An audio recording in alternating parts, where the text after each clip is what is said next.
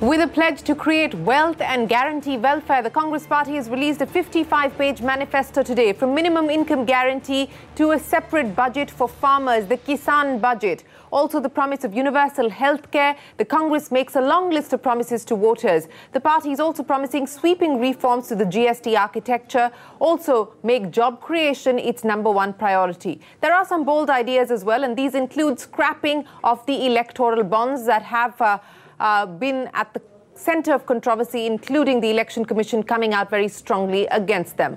A GST council-like structure for education and healthcare is also something that the Congress Party is proposing. Strategic disinvestment, which was not part of the Congress Party strategy in UPA 1 or UPA 2, is now being brought in. Also, legislation to ensure equal pay for women.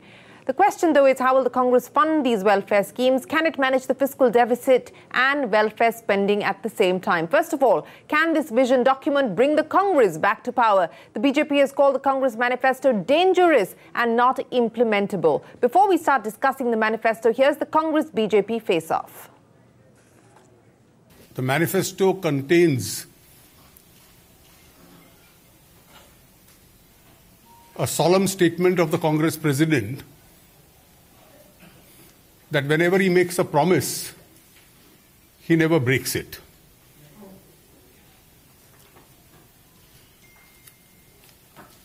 But when out of ignorance he makes unimplementable and dangerous promises,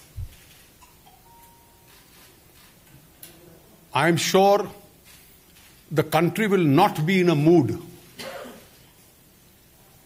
to oblige him. I concede that it's unimplementable by a BJP government. But why do you assume that a future government can't implement it? Promises in this manifesto are a 5-year program. It's not going to happen the day after the government assumes office. Economy बिल्कुल फंसी है और उसको jump start करने की जरूरत है, shock therapy की जरूरत है, और इसीलिए हम शॉक थेरेपी और डायरेक्ट पैसा हिंदुस्तान के सबसे गरीब लोगों के जेब में डाल रहे हैं। वो पैसा, जैसे ही वो पैसा उनके जेब में जाएगा, वो चीजें खरीदना शुरू करेंगे। जैसे ही वो चीजें खरीदना शुरू करेंगे, इकोनॉमी फायर होगी, स्टार्ट होगी, और जो हमारे यूपीए के समय ग्रोथ के लेवल्स थे वो ही फिर से हो जाएंगे। एक एक बयान जब एक ब्लफ स्कीम पे आता है, पहला आया था कि ओवर एंड अबव, पहले कुछ नहीं था, दूसरा आया ओवर एंड अबव, तीसरा आया फंडिंग कहां से करोगे। डॉक्टर राजन ने कहा will see the fiscal deficit after the election, अगर फिस्कल डेफिसिट अलाउ करेगा तो करेंगे, नहीं तो नहीं करेंगे। अभिजीत बैनर्जी ने कहा टैक्स बढ़ा के होगा। चिदम्बरम साहब ने कहा कि जब एक मुर्गी रख लेंगे कई अंडे देगी, अर्थव्यवस्था एक्सपैंड करेगी, उसी में से फंड कर देंगे। और आज कह दिया इसका काफी खर्चा हम राज्यों से ले लेंगे। और मान लीजिए राज्य खड़े होकर कह दे कि भाई जो मैं मौजूदा दे रहा हूं, जो केंद्र की सरकार और मैं मिलके जो दे रहे हैं, आपसे 1.5 गुना ज्यादा दे रहे हैं, तो हमें आपका यह सुझाव पसंद नहीं है। गब्बर सिंह टैक्स को हम जीएसटी में बदलेंगे। 5 अलग अलग टैक्स हैं, अलग अलग फॉर्म भरने पड़ते हैं, रिश्वत देनी पड़ती है। हम एक सिंपल टैक्स देंगे, कम से कम टैक्स होगा, सरल सिंपल टैक्स होगा। ये काम कांग्रेस पार्टी ने मैनिफेस्टो में लिखा है, ये भी हम डिलीवर करके दे देंगे। जीएसटी, अब एक ना समझी उसका 10 बार मैं जवाब दे चुका हूं। अगर कोई समझने कोई तैयार ना हो तो विषय है एक ही रेट लगाएंगे। गरीब आदमी के लिए जो कपड़ा है, जो उसके लिए चप्पल है, क्या उस पे और एयर कंडीशनर पे एक ही रेट लगेगा? Well, to take the discussion forward, we're now joined by Syed Zafar Islam of the BJP, Sanjay Jha of the Congress Party, Rahul Verma, a fellow at the Center for Policy Research, Sharat Pradhan, senior journalist. Gentlemen, appreciate you joining us here on the program. Sanjay Jha, let me start by asking you, we just saw that face-off there between the Congress Party as well as the Finance Minister, Mr. Arun Jaitley. The Finance Minister says your manifesto is dangerous, your promises are unimplementable. Sanjay Jha, your time starts now. Shirin, let me tell you, I'm hardly astonished at that response from Arun Jaitley, who has to be easily the most disastrous finance minister in our parliamentary history. After all, demonetization, the terrible execution of GST, India's wretched private investment, poor and pathetic performance in exports have all happened under his watch. So I don't want to waste my time, responding to his hyperbole. I think if Mr. Jaitley believes that the Congress manifesto, which by the way, Shirin, is a bottom-up manifesto, we have actually talked and consulted with all the stakeholders. For example, when it comes to the rural distress, we have had conversations with farmers. We have had conversations with people who are part of the entire mechanism of distribution of food, grains, etc. Yeah. For jobs, we have talked to people from the MSME sector. We have talked to the youth of India. So for Mr. Jaitley to dismiss this as, unimplementable is basically mocking the very people who have suffered under the 5 years of Narendra Modi, what I call as a wretched economy. So what is the truth? The truth is that this is a landmark. This is a landmark manifesto, Shirin, and I want to just take 15 seconds more because we have made sure that the people of India will take manifestos very seriously. There is a blueprint for jobs. There is an action plan for agrarian distress. We have talked about how we are going to actually make Nyay work in terms of the overall scheme outlines. Obviously, we'll discuss the finer points of the budgetary issues as we form the government. There are details here in terms of how we are going to boost the economy. There are aspects of national security and foreign policy covered. We have talked about the fact that there will be a Kisan budget, a historic separate Kisan budget. Yes. Manrega will go up to 150 days. I think there are fundamental issues of the rural economy and the larger role of industry and MSME that we have covered. Besides, of course, governance and how to make CBI and the NIA and the Election Commission independent. As well as doing away with electoral bonds, replacing the Niti Aayog with the leaner organization. Those are all ideas that the Congress manifesto running into 55 pages does have. I'm not disputing the fact that there is thought that's gone into the manifesto. My simple question, though, Sanjay Jha, and I'll get to how do you intend to fund this and all of that later. But my simple question to you is that eventually people have to buy what you're selling. There are two very distinct narratives that are being sold today. The narrative the Congress party has presented today is one that is based on economic thrust, on economic development. Jobs is the #1 page in that 55-page manifesto. The BJP, on the other hand, is painting a narrative based on national security. It's painting a narrative based on keeping the country safe and secure. The question is, in the current climate, in the current environment, are voters going to buy what you're selling?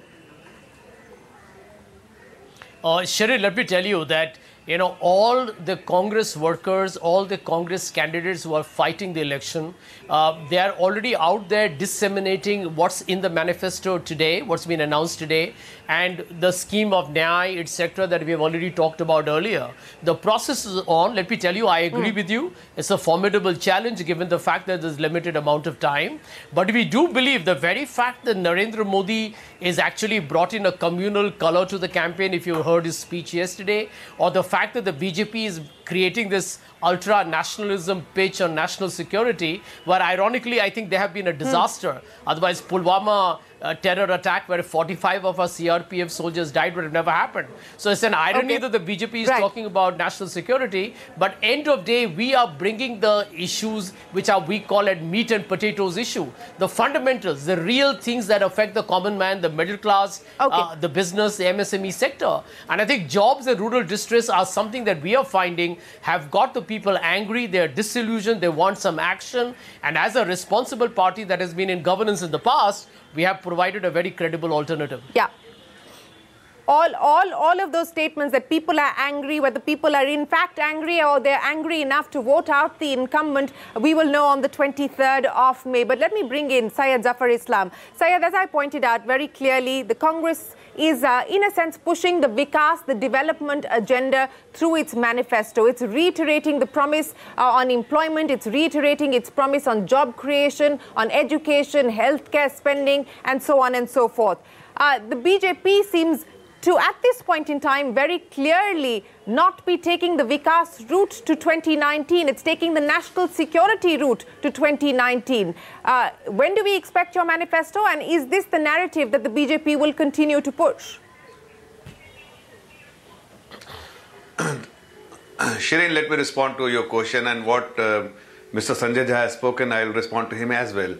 First of all, the manifesto of Congress has ideas full of, it is disastrous, it is dangerous, it is something non-deliverable, it is misleading, it is misrepresenting the Indian economy, and it's full of lies, and something which again Congress is attempting, which they have attempted in the past, but they must realize it is not Congress, it is not India of 1970s, it is India of 2020s, and everyone understand that what the true intent is and what you can deliver, how much capability you have, how much capacity you have, and what you can do, what you can't do.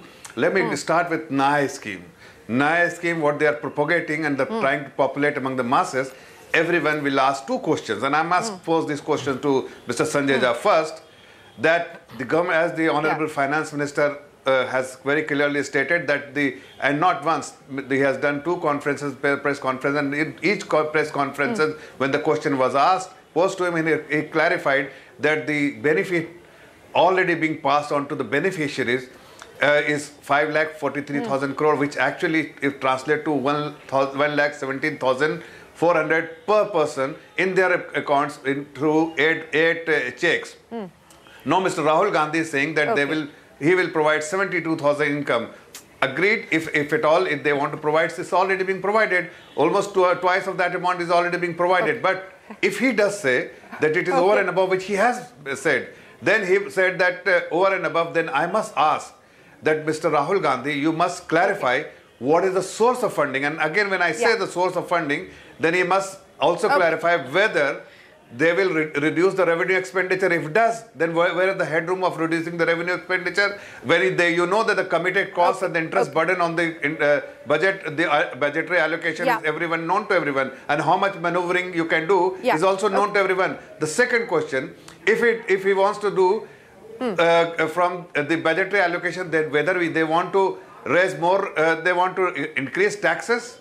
If they want to increase taxes, then the intent of the government of India for the last 5 years that we are reducing the taxes, we are increasing the tax base, and we are giving relief to the common citizen of this country by reducing the income tax burden. Well, Congress wants to do a tax terrorism, increase the tax burden to the people of this country. Second, if they say the tax they will not increase the tax, then they will do the additional borrowing. Just a second, additional borrowing. Then they want to. We have reduced the government borrowing. Actually, debt to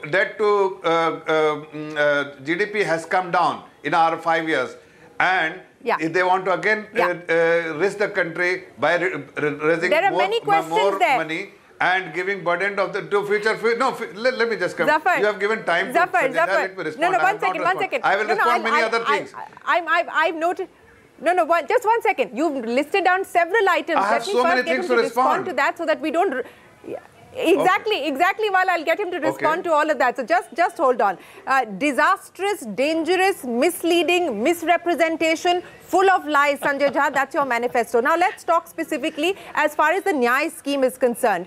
Where is the money going to come from? I'm reading from your manifesto because you talk about rolling this out, and this is a big if. If at all you come to power, then this is the plan, that you will roll it out in phases. The estimated cost will be less than 1% of GDP in year 1, less than 2% of GDP in year 2 and thereafter. You're also talking about how the scheme will be funded through new revenue and rationalization of expenditure, and current merit subsidy schemes that have no longer serve their purpose will be done away with, and only those that serve merit will be continued with. So, simple question to answer what Zafar is saying. How are you going to fund this, and is this over and above the existing schemes that the central government has already put in place? Sharon, first question, it is over and above the existing subsidies. When Mr. Chidambaram mentions rationalizing expenditure, or the Congress party says that, it does not mean a cut down in expenditure. It just means that you will reduce inefficiencies in distribution. I also want to tell you, where tax is concerned, there is, and this is a very responsible statement I make on your channel. There will be no taxes on the middle class. There will be no taxes on women. There will be no taxes on the people for whom the take-home pay is very critical. What we are talking about, however, is to make the tax system a lot more efficient and definitely a lot more equitable. Now, obviously, there are a lot of stuff that we'll talk about when we actually come to the bridge. But let's address the other issue. I think Mr. Chidambaram has been at pains to explain that. And Shirin, I need to be very clear on your channel. You see, India, if it registers even the nominal growth rate that we expect it to, I mean, they actually add to your taxable revenues. They are actually getting surpluses to make an investment in. And we have looked at the overall structure and we find that if you reduce leakages, make your tax system a lot more efficient, you can also cut down on leakages. You can look at your entire subsidy structure and make sure there are no overlaps and leakages. You are able to robustly finance it. So when we are telling at the moment with full responsibility, there will be fiscal prudence, there will be no slippage, and we'll be able to meet all the NAI deliverables, which will be not, all of it will not happen in the first 6 months. We are talking from where we actually have done our homework down to the last rupee. So the BJP's anxiety is understandable because the Congress has taken the wind out of the sails of anything they have in mind. I'm waiting to see the BJP manifesto because end of day, the last time they came up with one, they came up after the campaigning began. Okay, Zafar is smiling. Zafar, when can we expect your manifesto? Well, in a couple of days, I'm sure in the next 3-4 days, he doesn't know. He doesn't know. He doesn't know. Bharatiya Janata Party, but let me. Mr. Gentlemen, just give me a second. Please. Gentlemen, just give me a second. Let me respond to him. Let me just bring in Priyanka Gandhi. Okay, go ahead. Go ahead, Zafar. All I'm saying that didn't you get the sense that how confused Sanjay Jha? I think Mr. Rahul Gandhi was talking about shock. All the Congress leaders need a shock. They do not know how the country is in the last 5 years doing, and the economy has been put in back in shape when how they were in 2013. You need a shock. You have already got a shock in 2014. When we are reduced to 44, you will be further reduced by the people of this country. When you ignore the issues of national security and issues of national importance, you will get a shock. And you will get a shock when the people of India will have the opportunity to cast their vote. Okay, I need to bring in our other panelists as well. Ritika Khera, Associate Professor at IIM Ahmedabad with us. Ritika, many thanks for joining us. A lot of emphasis on economy, on the development, on matters related to unleashing the animal spirits of industry, job creation, of course the Nyay scheme. What do you make of what the Congress has proposed in its 55-page manifesto? See, as a development economist who works on social policy issues, there are certainly many things that I welcome in the broad strokes, but obviously I have all kinds of questions about the details. So I think the emphasis on health and education is very important. And more than Nyay, which has been hogging the limelight, I think the promise on a Universal Health Care Act, and even within that, the increase in expenditure, but not an increase in expenditure that will go only to insurance, but rather to primary health care, appointment of ashas, etc., is very welcome. As far as Nyay is concerned, if I may, I think the best way to make it workable, because at the moment, whatever details they're divulging, I don't think it's workable, but one important way to make it workable would be to think of Nyay as a complement to NREGA. NREGA for those who can work, and Nyay, a cash transfer for those who cannot work, and that would include old people, widows, single women, pregnant and lactating women, persons with disabilities, and that would add up to 10 to 12% of the population, and they would be really the poorest amongst the poorest 20%. The third thing that was sort of interesting for me was, filling up vacancies in government. I mean, there is all this talk about jobs. That's not really, I mean, of course, that's an important perspective, but that's not the way I'm approaching it. I think the hollowing out of the government in basic services has been very damaging. And this is not just this government, it's a longer-term trend, and that needs to be reversed. I don't know if I should be happy or sad, but as far as Aadhaar is concerned, there is one flicker of a recognition in their manifesto of the problems it has created. And that is quite disappointing in a sense because, Congress party in UPA 2 unleashed this monster on the country. And I wish that in the light of all the evidence in the past few years, they would have had the decency to say we made a mistake. But what they're saying is too limited. They're saying we'll look for other ways of authentication and we'll encourage but not make Aadhaar linking compulsory. But we know that as far as Aadhaar is concerned, voluntary means compulsory. It's like Orwell's 1984. Yeah. At least for government, I think those are the broad subsidies, that's the way forward. Thing, if I may,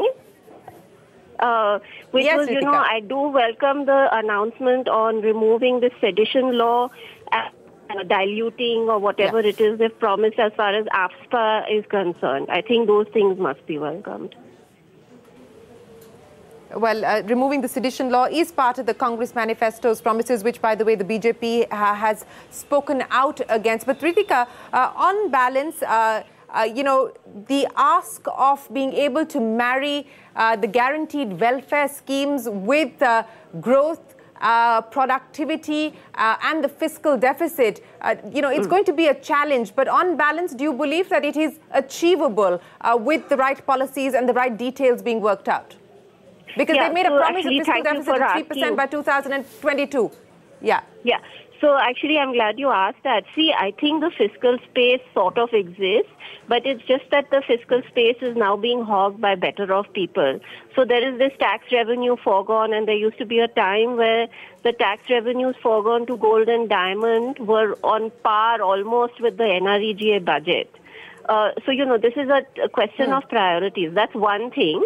The other thing is that in the international comparative perspective, India's income tax base is relatively small. And also our marginal rates of taxation are on the lower side. So there's some scope there.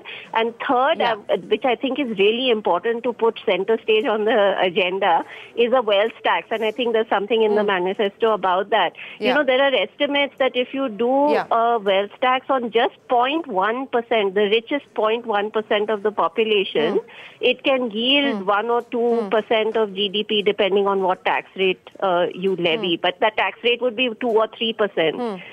So at a very small, on a very small base, you would levy a very small wealth tax. And in any case, you're seeing all these wealthy people do philanthropy. So might as well, the government, because the government, I think, has better ideas of what can. I mean, of course, they have to be held to account. I'm not, I don't have a rose-tinted view of the government. They have obviously need to be held to account. But I do think that the CSR companies struggle with good ideas. I think the wealth tax and tax revenue foregone and some reforms on the income tax side, much more on the base than maybe the tax rates would be helpful. Much more on the base, but there is fiscal space. It is a question of getting the priorities right. Ritika Khera, development economist at IIM Ahmedabad, thanks very much for joining us. Sharad Pradhan, let me come to you. We can talk about numbers and what this means as far as fiscal deficit is concerned, savings and so on and so forth. At the end of the day, will it sway the voters? Do you think that the Congress manifesto has enough to create a narrative that the voter will buy?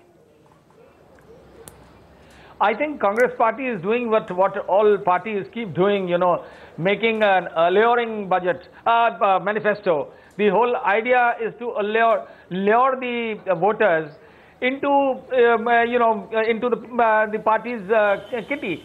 And that is what they are expecting. That's why, every party talks of doles. If BJP had talked of giving 2,000 rupees, which is 6,000 rupees a year, they've talked of 72,000. So the idea, and doles in this country, rightly or wrongly, do make an impact. So they are politically very wise, and they know where to hit the nail on the head. And so that's the reason that it's more about luring the voter into towards them rather than actually doing something for the economy. Nobody talks of providing the rightful return for their produce, the agriculture. The farm distress is largely because the farmers don't get the right return for their produce. what is legitimately due to them. Instead of doing something concrete on that front, they start giving out doles. Since you talked about agriculture, let's focus a little bit about what the Congress has promised on agriculture and whether you think that will work at all. The first time the Congress party is talking about a separate Kisan budget so that there is clarity on how much money the farmer is getting, where it's being spent, how it's being used. You think that this could be an idea that will gain currency, will gain traction? Well, you know, as I said, they know the grassroots reality, and they know that this is one issue where the BJP has been weak, and this is where if they hit there, that could turn the rural voter, the farmer, towards the Congress, and that's the reason they are trying this. But how much of it is, you know, and they are trying to, you know, because Rahul Gandhi has this. In the backdrop of what they had done earlier, he has some kind of credibility as far as farmers' loan waivers are concerned. So if he makes a promise, they are likely to get influenced by that. And how much of it will be countered by the BJP in their manifesto will be seen in the next few days. BJP, we'll have to see. We'll have to see. Yes, as far as farms concerned, the Congress manifesto promising a separate Kisan budget. NREGS, 100 days guaranteed, will now go to 150 days is what the Congress is promising. Of course, an export-import policy for agriculture, doing away with the APMCs and so on and so forth. That list goes on. Rahul Verma, will it work is the question. What did you like? What do you believe? What do you not believe? Okay, so a couple of points. So first, I think a lot of things in this manifesto are good, as Ritika Khera pointed out. But the problem with manifestos are a couple of things. Any political party in the campaign mode is going to promise the moon. Absolutely. Right? So even when we will look at BJP's manifesto, they are going to make similar promises. I think elections are not just contested on the promise, right? You need machine party workers on the ground, you need organization, you need leadership. Winnable candidates. But you also need, like, there has to, so elections are essentially about the competitive credibility of promises. You can make promises, but it has to look credible. Right? So the question is whether Congress has that kind of credibility to make promises and whether people will buy that. The third and most important thing is, like, if you ask any master's student of economics, they are going to talk about very similar thing, and we'll see very similar things coming out in BJP manifesto. But the bigger issue which Congress is facing is elections are also contested on vision for India. So in 2014, Modi, for good or bad, Modi offered a vision, right? And Modi is making a similar campaign even in 2019. Now, you may disagree with that campaign, that it is basically restricted on national security and religion, but there is sort of like a vision built around India first. Now, Congress in like 55-page manifesto and 54-page of like pledges does not tie these things into one broad vision. And unless you have a vision, that it is hard to sell. Sanjay Jha, that's an important point that's being raised here by Rahul Verma. Respond to that. He's giving you credit for the fact that you've put together a thought-through manifesto, several promises that may resonate with the voter, but at the end of the day, he believes, have you been able to stitch together an alternative narrative that will sell? And that was my very first question to you. Sharon, let me tell you, when a political party that has experience of governance brings up issues that are affecting the common man today, with due respects to Rahul Verma, do we even know how many farmers have committed suicide over the last couple of years because the data is being hidden? Even the number of unemployed youth in our country, the famous demographic dividend that is completely now being destroyed, is a question of debate. So where has India come to? Does Mr. Rahul Verma agree or disagree with me when I tell him that India's basic data is now being questioned? The credibility of Indian government data is being mocked at. Now, these are serious issues. Now, what are we doing in this manifesto, Shirin? We have covered not just the farmers, which is, by the way, 70% of India. Those might be serious issues. those might be serious issues, but are those issues something that will resonate with an audience outside of Delhi, Mumbai, Bangalore, Hyderabad, outside of the metros? That's the point that I think Rahul Verma is trying to make. Is there an overarching vision that you're being able to present credibly? Sharon, let me tell you, the story of our manifesto is an inclusive growth model for the people of India. In fact, not just that, we have talked about freedom of expression. We have talked about laws that have been impacting the people who are watching your program, the element or the culture of fear. I think this manifesto basically addresses the problems of the middle class, the aspirational youth of our country. Okay. We have talked about the low-hanging fruits, the jobs that are waiting to be filled that this government hasn't filled up. I think we capture everything. Now, to believe that just because Narendra Modi and the BJP are talking about hyper-nationalism and that is the predominant agenda is, I don't know, that's your personal view. But I believe that as you run away from Delhi and Mumbai and go into the rural interiors of our country, the issues become more dynamic and the issues are more real, where people are facing the anguish or the pain of a government that's betrayed them, let them down. Okay, let me get Rahul very quickly to comment on that. Rahul, very quickly. Quick point. Sanjay ji, I completely agree with what you're saying. Congress has done a good job in producing a great manifesto. See, no one is going to deny that issues of agrarian distress, joblessness is there in Indian society. The question is not whether these issues are not real. The question is, can it be mobilized in a way that it leads to electoral success for the Congress?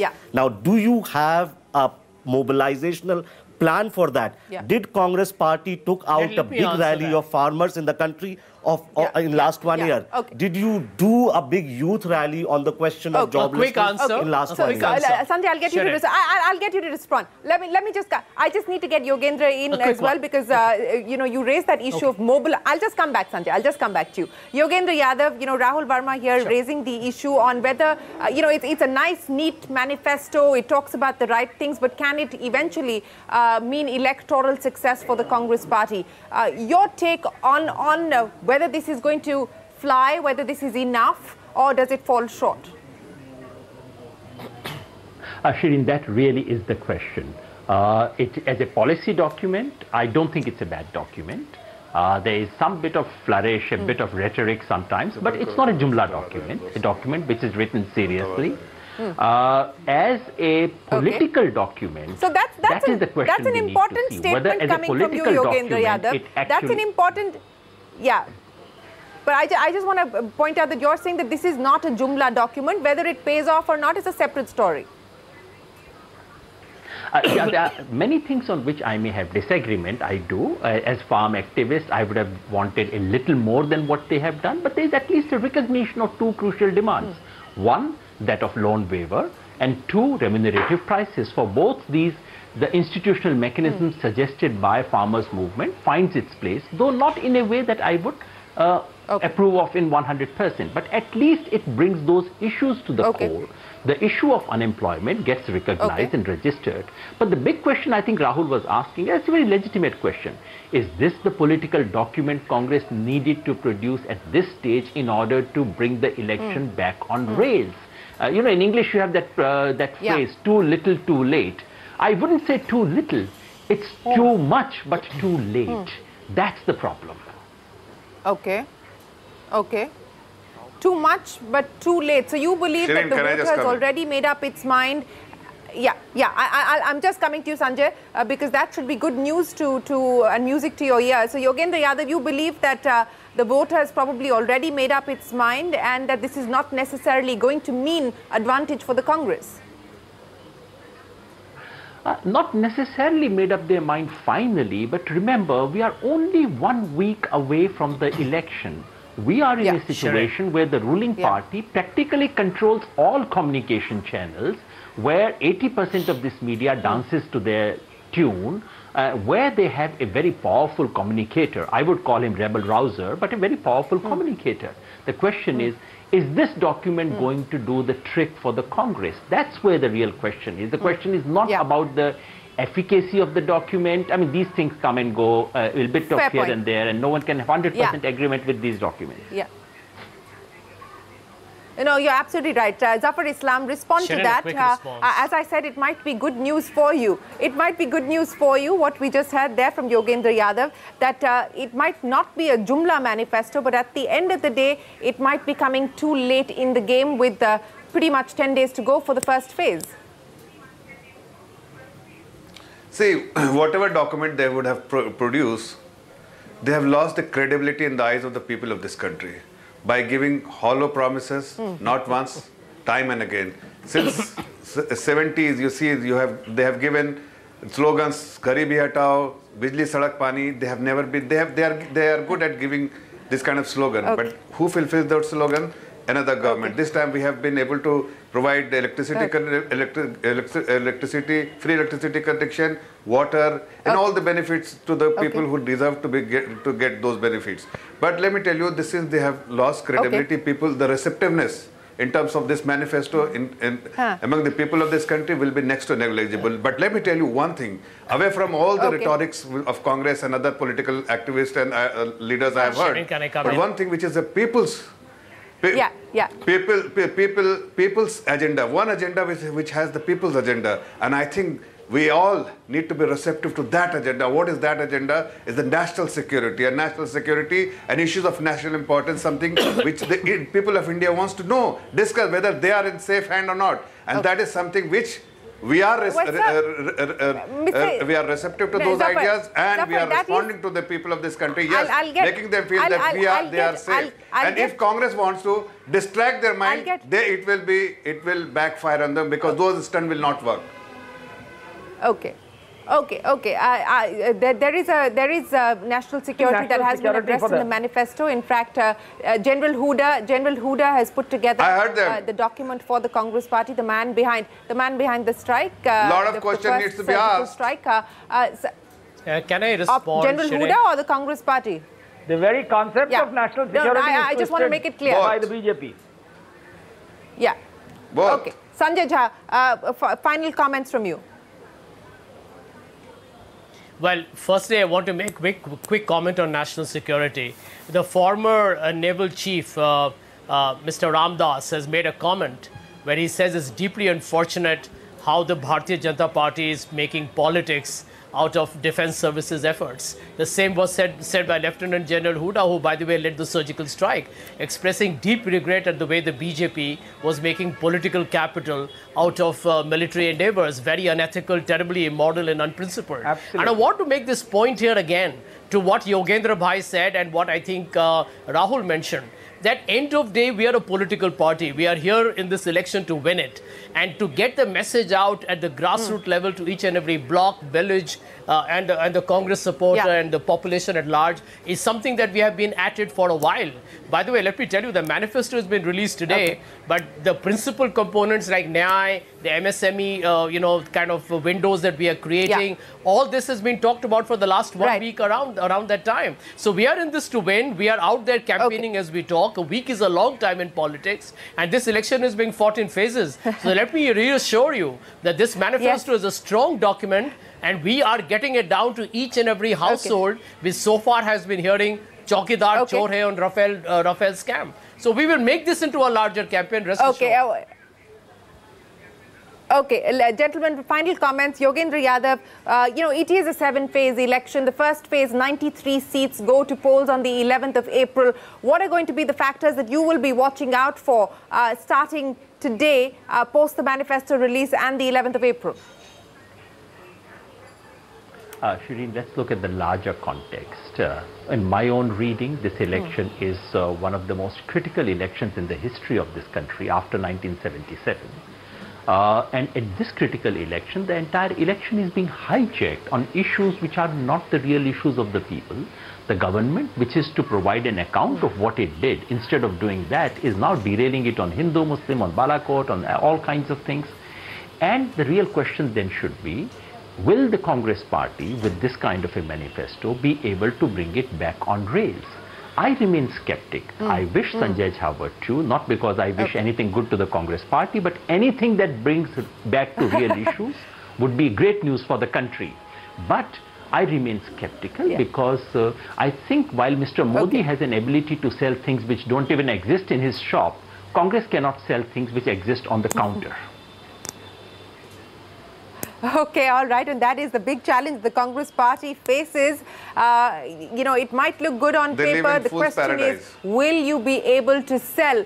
Will you be able to sell it? They live in fool's paradise. That's another statement coming in there from the BJP, adding to disastrous, dangerous, misleading, misrepresentation, bluff, and all of that that the manifesto has been called. The BJP is panicking. Gentlemen, the writing was on the wall for the BJP. Okay. Okay. Well, you know, do go through the manifesto. Those of you who are interested, there are some interesting ideas there. There's also some, I think, some ideas that all political parties, I think, should pay some attention to, especially the issue of electoral bonds, which the Supreme Court has come down, which the Supreme Court will take a call on, but the Election Commission has come down very hard on to bring in transparency into political funding, which electoral bonds have done away with. Remember, the amendment was brought into the Finance Bill to allow electoral bonds. The Congress in its manifesto says it will be done away with. There are other issues related to federal structure, a GST council-like establishment to look at agriculture, healthcare, education. And these are ideas worth considering. These are ideas that we do need to discuss and debate in the interest of the country in the long term. So we will, of course, decode the manifesto of the BJP as and when it is put forward. But for this evening, Sharad Pradhan, you wanted to make a final comment. Go ahead. Just one comment. You know, if the Congress manifesto also had, there was need to have something to correct the perception that BJP is falsely trying to build, the narrative that is falsely trying to build around national security. They are using their real intent is to divide the society, to forge a divide between Hindus and Muslims, and somehow they bring it round to that narrative and misusing the concept, the very perception about national security, which is being done very blatantly, but the Congress has made no effort to correct that perception before the people. Okay. All right. Made no Can I effort just to respond correct to that perception. Gentlemen, we'll have to leave. Sorry, 10 Zafar, seconds. we're out of 10 time, seconds. unfortunately. Okay, go ahead. See, all I'm saying that Congress party, see their history, do a back testing, you will realize that Congress party has survived only by dividing the society. Congress party does not need a certificate on nationalism and we always have an inclusive approach. That's why our slogan is Sabka Saath, Sabka Vikas, and we will continue to focus on inclusive approach without dividing the society. And let me tell you one thing. We don't need any dissertation from the BJP We don't need to divide the society unlike you, and that's why you are not dividing our society. Not even a regional party is willing to shake hands with you. And you are spreading violence. Gentlemen,